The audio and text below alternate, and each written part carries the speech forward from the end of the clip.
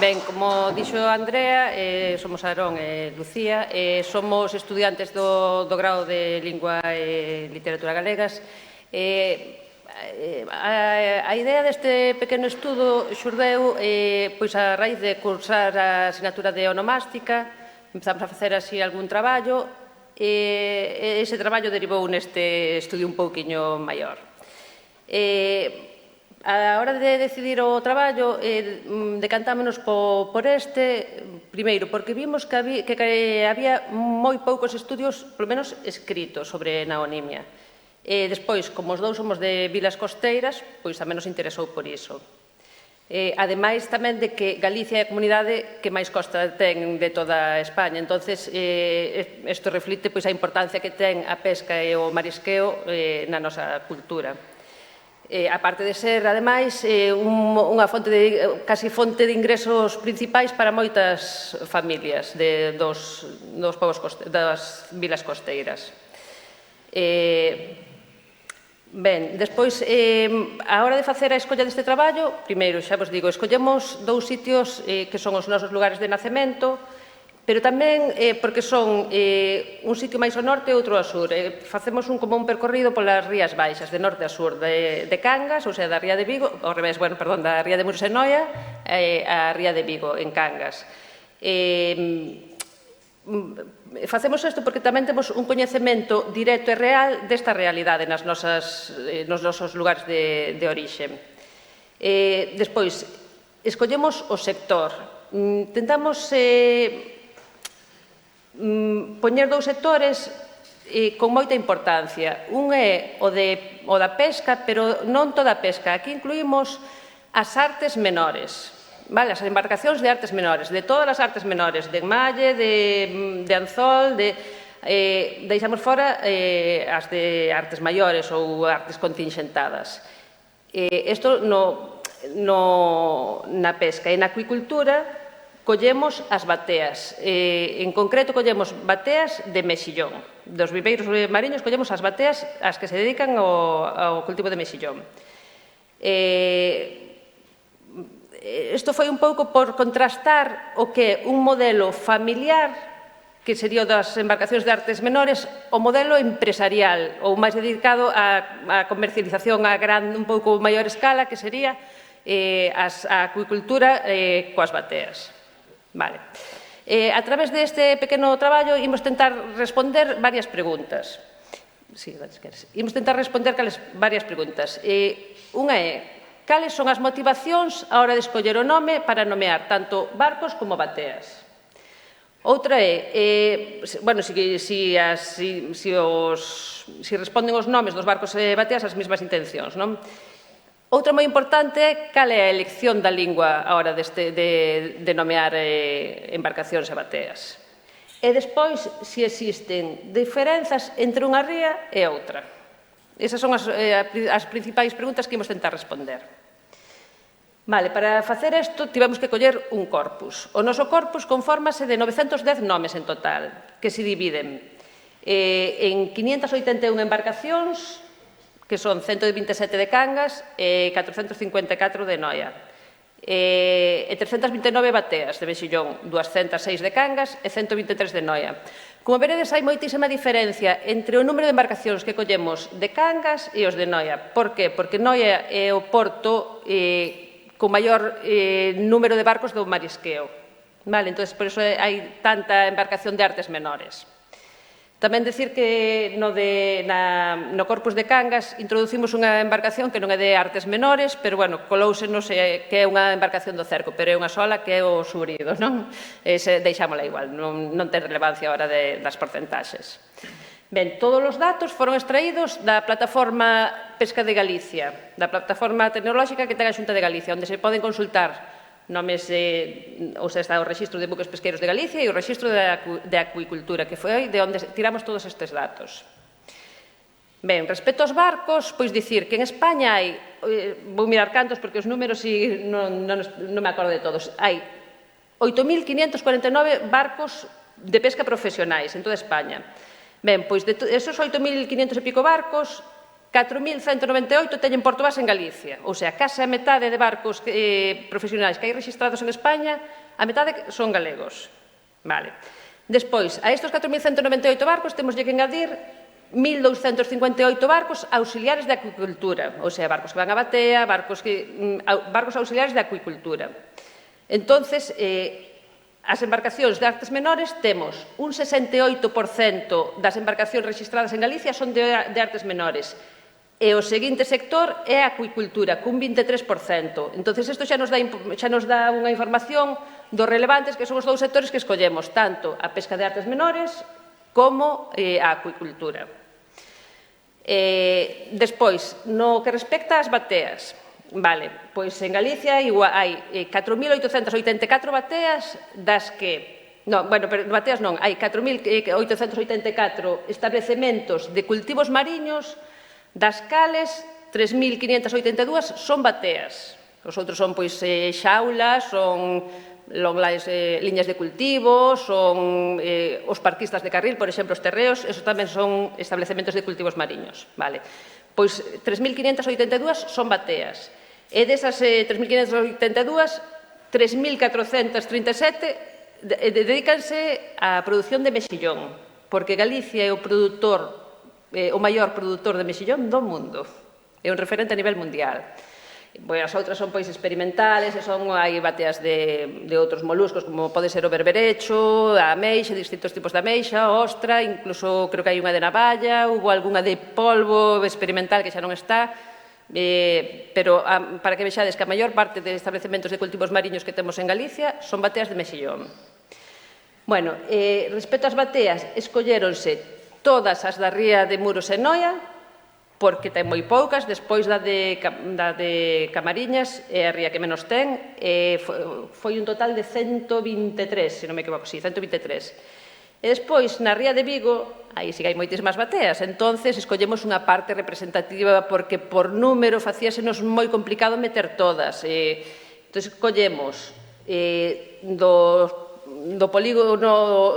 polígonos de Cangas, do C e do D, por coller unha parte, vale, facer un número similar, e foron 206, pero hai un montón. Vale, e agora vou vos dicir eu unhas consideracións legais e técnicas que son as que se teñen en conta a hora de nomear as bateas e as embarcacións. Ben, as embarcacións, imos empezar cas embarcacións. Hai o decreto 1494 do ano 68 establecía que a obriga de nomear os barcos en español, pero permitía o uso de palabras regionais. Vale, dicía que podían ser nomes comuns e tamén incluir topónimos locais ou nacionais. Iso é o que dicía este decreto. Vale. Agora, temos o decreto 1027 do 89, que é o que continúa vixente na actualidade, é o que temos en vigor. Este decreto dinos que para nomear unha embarcación hai que propoñer 3 nomes por orde de preferencia. Despois, estes 3 nomes non poden coincidir con outros nomes que previamente foran asignados a outra embarcación no mesmo distrito marítimo. E despois, tamén nos di que se autorizan os anagramas e os números despois deste nome. Pero teñen que estar necesariamente escritos en letra, non en número, aínda que vexamos por aí Pepita 2, con número, realmente na documentación é en letra. E outra cousa que non está aí posta, porque se nos pasou, pero é que non poden ter máis de 3 palabras os nomes. Iso é a normativa que hai a día de hoxe para... sí que está posto, pensei que non o puxéramos. Iso é o que ten que ter, as características que teñen que ter os nomes das embarcacións a día de hoxe. Despois tamén hai outro decreto, que este é o que non está aí, o 543 de 2007, que establece o tamaño e a cor das letras. E como teñen que ir? Pois, por exemplo, negro sobre blanco ou blanco sobre negro, e o tamaño vai por tramos de eslora total da embarcación, pois menores de 12 metros, pois un ancho de 1 centímetro, regula todo, non creo que sea relevante, pero dicirvos que son moi pequenos, a verdade, o tamaño é bastante pequeno. Nas embarcacións de menos de 12 metros, que son a maioría das que temos registradas, é un nome bastante pequeno. Ben, respecto ás bateas, pois o mesmo. Dicirvos un pouco que a primeira batea foi instalada na ría de Vigo no ano 1932. Isto non o digo eu, vou facer referencia que non di, que é un profesor da USC que se chama Francisco Santiago Capón, que parece ser que xa faleceu, que era, non sei se era da biología, pero dirixiu varias tesis sobre temas de mexillón e bateas. Vale. Pois este profesor documentouse, móstranos que no BOE do 20 de agosto do 32 o señor Manuel Otero Moratinos solicita un permiso para a instalación dunha batea na ría de Vigo. Concédeselle ese permiso, polo tanto, é o primeiro rexistro que temos da colocación dunha batea en Galicia, que, bueno, estaría colocada aproximadamente en Cangas. Nas 4 interseccións que aí, como decía Tito, hai que marcar, pois sería entre Punta Santa Tegra, Tirán, Punta Rodeira e Punta Roás. Aí no medio era onde estaba colocada esa batea. Vale, despois, a primeira normativa relativa ás bateas aparece 29 anos despois de que se colocara a primeira batea en Galicia. Entonces, esta normativa só nos di que as bateas teñen que estar identificadas e dinos os datos obrigatorios que teñen que conter. E entre eles está o nome. O nome, polígono, distrito, pero entre eles está o nome. Pero non nos di nada máis de como ten que ser ese nome. Si pode ter 100 palabras, si ten que estar en español, non nos di nada. Entonces, o decreto 406 do 96, que é o que regula todos os establecementos de viveiros mariños, tampouco nos di nada absolutamente sobre o nome. O único que nos di algo, pero non sobre o nome, sino o mesmo que nos barcos, sobre o tamaño e a cor, bueno, a orde do 28 de xaneiro, que si está aí, do 98, que nos di como ten que ser o tamaño da letra, a cor, a distancia que hai do cartel ao engradado da embarcación, pero sobre o nome non nos di nada máis. Ben, despois de todas estas cousas interesantes que vos contou Lucía, eu vou vos dar datos, moitos datos, basicamente. A miña intervención vai ser dar e ofrecer datos, non? Como xa dixo ela, de todas as embarcacións que seleccionamos, bueno, xa explicou ela o porqué desta escolla, 127 corresponden ao Porto de Cangas e 454 ao Porto de Noia, polo motivo que ela dixo de que é a segunda ría coa maior número de embarcacións, a primeira, co maior número de embarcacións dedicadas ao marisqueo de todo o país, non? Entón, polo tanto, falamos de 581 embarcacións, que consideramos que é un corpus, bueno, bastante grande, das cales, bueno, o que nos vamos a fixar son, como podes ver na presentación, a lingua que empregan para nomear os barcos, as motivacións deses barcos, o sea, deses nomes, e un pouco tamén ver como está o galego neste sentido. Ao final estamos falando dunha profesión e dun eido, o marítimo ou da pesca, tradicionalmente vencellado ao emprego do idioma, pero uns resultados bastante chamativos. Aquí podedes ver nestas dúas gráficas os resultados tanto por lingua como por motivación. Son resultados globais do total dos dous portos, pero eu vou vos ofrecer tamén os datos en porcentaxes. Das 581 embarcacións vemos como 107 son en galego, que corresponde cun 18%, 137 en castelán, un 24%, e un 58%, ou seja, 334, que teñen un nome indistinto, válido tanto para galego como para o castelán. A clasificación motivacional sí que, digamos, que tivemos, fixémola nós, non la veu dada en ningún lado, simplemente escollimos, digamos, os tipos máis representativos Como vos podedes fixar, a última barriña que outros, pois é un grupo, digamos, que non puidemos definir de ninguna maneira, os nomes non se podían definir nin estruturar en grupos concretos, non? Como vedes, a barra máis alta é a dos nomes en feminino, que son 166, incluindo tamén as formas hipocorísticas, como poden ser pois Mary ou Paquita. E o segundo tipo, que está a par prácticamente cos nomes en feminino, son 159, que son os do léxico común, nomes xeralmente vencellados con elementos mariños, pero tamén con fenómenos atmosféricos, como pode ser treboada, furacán ou berberecho e sargo dentro do primeiro grupo que nomeei. Ademais, as denominacións constituídas por adxectivos que parecen atribuir certa cualidade ás embarcacións, como poden ser audaz ou perezosa. Os nomes en masculino tamén representan unha porcentaxe bastante elevada dentro do total das embarcacións, con 91 rexistros, con gran presenza dos hipocorísticos, como poden ser Kiko ou Lito. Alén diso, tamén temos apelidos, que, bueno, pues, por exemplo, son en total 56, como poden ser, pues, bueno, aquí nos apelidos é certo que teño que facer unha sinalización que engadimos tanto apelidos illados como nomes co propio apelido. Logo os alcumes, que persoalmente é unha das partes que máis interese pois poden ter, que son 33 casos, nos que podemos pois nomear Novo Rubiche, Redondos, Candolo, Correlo ou o Chorón. Aínda que non son os máis frecuentes, teñen un gran valor cultural porque identifican as persoas ou as familias e transmiten esa identidade e tradición mariñeira e reflicten características moitas veces, pois ben eso, non, das familias, ben tamén poden reflectir pois cousas da contorna e demais, non? Ao final, os alcumes tamén transportan bastante significado cultural das propias vilas, tanto no caso de Noia como no caso de Cangas, non? E logo temos 23 topónimos, entre eles tamén temos xentilicios, como pode ser Camboñana.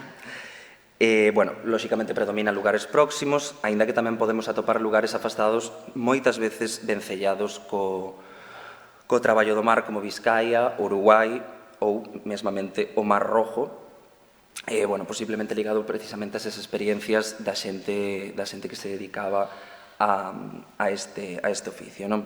Logo, o que vos comentei ao principio dos 30 nomes difíciles de clasificar, poñemos algún exemplo: Aljor, Boniboni, Solange ou Turela, que lóxicamente non dispuxemos do tempo suficiente como para investigar ou indagar a súa orixe, porque tamén é complicado en moitos casos saber con precisión de onde veñen ou a que fan referencia, non?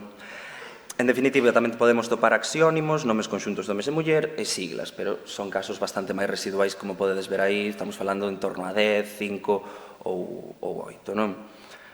Logo, en canto aos nomes de bateas, volvemos ao mesmo, fixemos a pesquisa dentro do Rexistro da Acuicultura da Plataforma de Pesca de Galicia e incluímos 123 unidades da ría de Muros e Noia e 206 representativas da ría de Vigo, porque, como dixo Lucía, na ría de Vigo hai unha barbaridade de bateas e corresponden cos polígonos C e D, digamos, da zona, aproximadamente da zona de Cangas, non?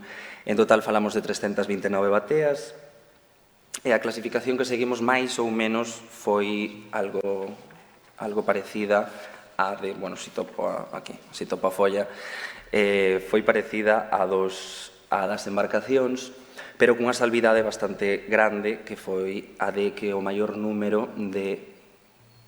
Bueno, si xa poño os resultados. As siglas e acrónimos son o grupo máis predominante dentro do nomeamento das bateas, non? Ben, volvemos ao mesmo. Falamos en termos de lingua e falamos outra vez en termos motivacionais. En canto á lingua, vemos como o galego está presente en un total de 27 bateas de 329, ou seja, se facedes unha pequena regra de 3 non chega nin o 10, bueno, menos o 10%.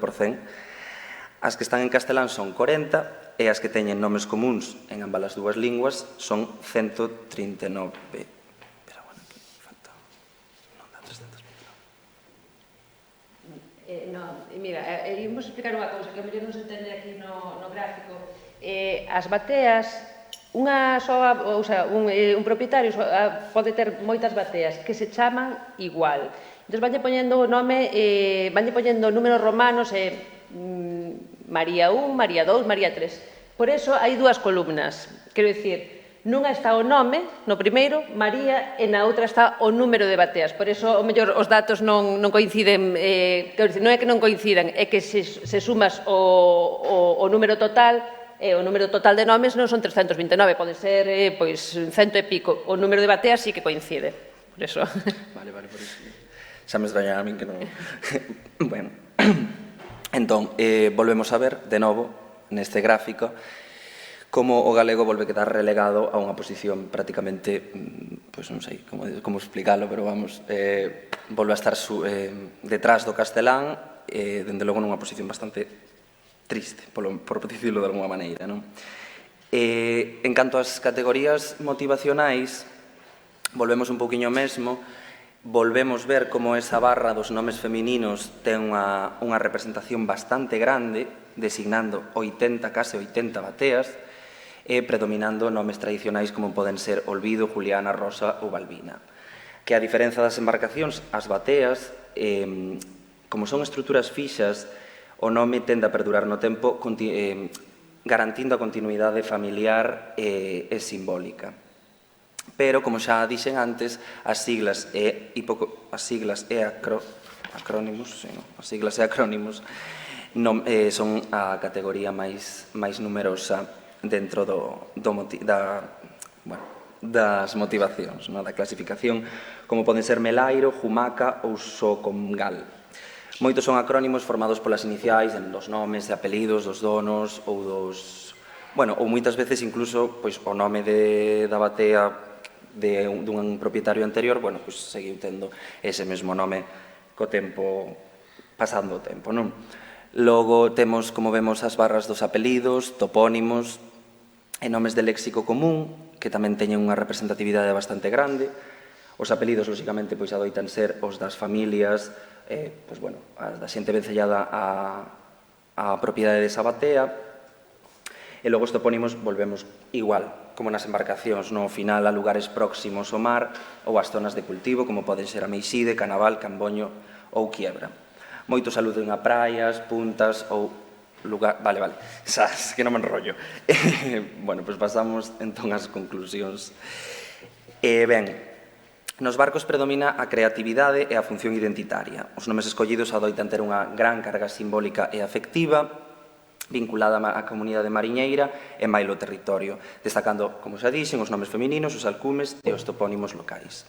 En canto ás bateas, teñen unha nomenclatura máis funcional e comercial, predominando os acrónimos e as siglas que responden a unha lógica empresarial e identificativa. Logo, quixemos destacar a verdade, como pon aí o mar en feminino, por esa notable presenza dos nomes de muller, das nais, das fillas ou das esposas dos mariñeiros, o que revela unha gran componente afectiva e familiar moi forte. E, finalmente, pois, destacar a posición do galego, as linguas empregadas dentro deste eido, vese como o castelán segue sendo unha lingua moi dominante, moi presente, unha castelanización tamén dos topónimos, pero que, en conxunto podemos dicir que a anonimia estamos bastante contentos con este traballo, porque a anonimia é un campo moi pouco estudado, pero que deixa grandes testemunhos vivos da cultura galega e da cultura mariñeira. E, creo que con isto xa rematamos.